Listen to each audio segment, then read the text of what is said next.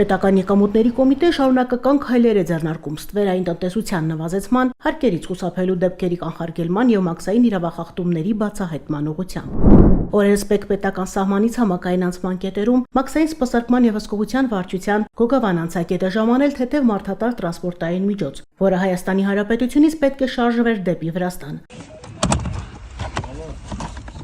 Մեքենան ենթարկվել է մաքսային զննության։ Տրանսպորտային միջոցի սրահի հետնամասի աջ եւ ձախ կողմերում գտնվող բաժակների համար նախատեսված պլաստմասե հարմարանքները ապամոնտաժելուց հետո հայտնաբերվել են մաքսային հսկողությունից թաքցված ապրանքներ, ոսկենման եւ արծաթանման մետաղներից պատրաստված զարդեր։ Արտահանման նպատակով թաքցված զարդերի ընդհանուր քաշը կազմել է 3 կիլոգրամ 319 գրամ, որից 540 գրամը ոսկենման մետաղից են եղել, իսկ 2779 գրամը սպիտակ ոսկու կամ արծաթի նմանվող մետաղից։ Դեպքի առնչությամբ կազմվել է մաքսային կանոնների խախտման վերաբերյալ արձանագրություն։ Պետական եկամուտների կոմիտեի տեղեկատվության եւ հասարակայնության հետ կապերի բաժին։